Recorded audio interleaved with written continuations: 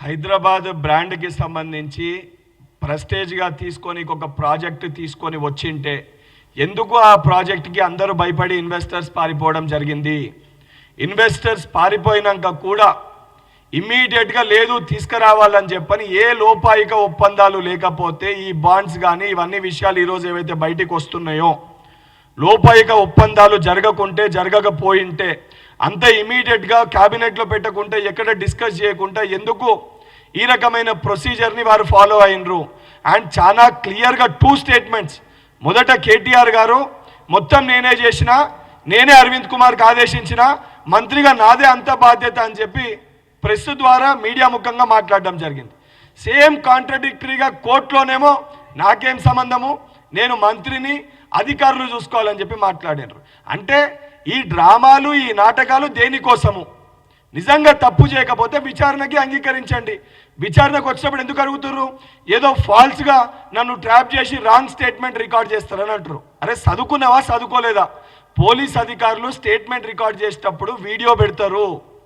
Statement అనేది నువ్వు చెప్పినప్పుడు వీడియో పరంగా నీ వీడియో వాంగ్మూలం కూడా తీసుకోవడం జరుగుతుంది. నువ్వు తెలియకుండా నువ్వు మాట్లాడిందే నీ వీడియోలో రికార్డ్ అవుతుంది. ఆ కనీస అవగాహన లేకుండా, ఆలోచన లేకుండా ఇతర కేసులను ఎగ్జాంపుల్ చూపించి మాట్లాడుతుండు. అసలు దానికి దీనికి ఏ పొందనన్న సంబంధం అని ఉందా? సంబంధం లేకుండా తప్పు చేసిండు కాబట్టి మళ్ళీ లోపల పోయే పరిస్థితి ఏర్పడుతుందని. అండ్ నా విచారణలో కూడా వచ్చినప్పుడు క్లియర్గా కోర్టు డైరెక్షన్ ఉంది అరెస్ట్ చేయొద్దని. కేవలం జరిగేది విచారణ మటుకే. ఆ విచారణకి మొత్తం నేనే చేసిన, మొత్తం నాదే బాధ్యత అన్నోనివి నువ్వు ఈరోజు నీకు అడ్వకేట్ అవసరం ఎందుకు పడ్డది? అడ్వకేట్ అనేటువంటి ఎప్పుడు అలౌ చేస్తారు?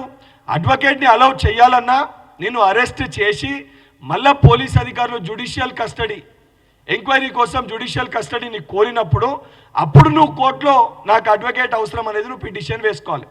అది ఏమయ్యకుండా విచారణకి సహకరిస్తలేరంటే 100% ఈ డ్రామాలో ఆయన వ్యక్తిగత ప్రయోజనాల కోసము దీనికి పాల్పడ్డాడని ఆయన వివరిస్తున్న ఈ డ్రామాలు ఈ నాటకాల ద్వారా చాలా స్పష్టంగా కళ్ళకి కట్టినట్టు తెలంగాణ సమాజానికి, తెలంగాణ ప్రజలందరికీ కూడా కనబడుతుంది. వెండేటా అరెస్టే ముఖ్యంగా తీసుకొని ఉంటే, అరెస్ట్ చేయాలని చెప్పే భావించింటే ఇంత సిస్టమేటిక్గా, ఇంత ప్రొసీజర్గా గవర్నర్ గారు పర్మిషన్ కానీ లేదా సంబంధించిన డిపార్ట్మెంట్ ఇంత సిస్టమేటిక్ ఈ ప్రాసెస్ అనేది చేయదు. ఈడ కేటీఆర్ లేదా టీఆర్ఎస్కి సంబంధించిన వ్యక్తులను అరెస్ట్ చేయాలనే దానికంటే ముఖ్యంగా తెలంగాణ ప్రజల సొమ్ముని ఎవరైతే వాళ్ళ వ్యక్తిగత ప్రయోజనాల కోసము, వారి యొక్క వ్యక్తిగత స్వార్థం కోసము వాడుకున్నారో ఆ సొమ్ముని మళ్ళీ బయటికి తీసుకొని వచ్చి తెలంగాణ ప్రజల బాగు కోసము, తెలంగాణ సమాజ అభివృద్ధి కోసము, తెలంగాణ రాష్ట్ర అభివృద్ధి కోసము ఖర్చు పెట్టాలని ఒక దృఢ సంకల్పంతో మా ప్రభుత్వం పనిచేస్తుంది.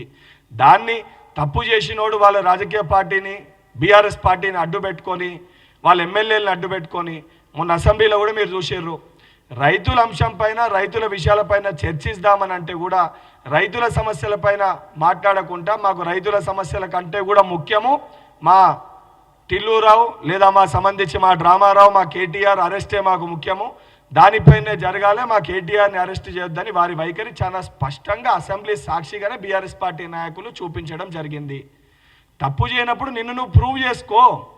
నువ్వు ఎటువంటి తప్పు చేయనప్పుడు, నువ్వు తప్పే ఎరగనప్పుడు నువ్వేం డ్రామాలు, ఈ డ్రామాలని దేనికోసము?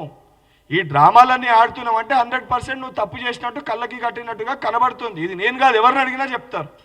అండ్ 50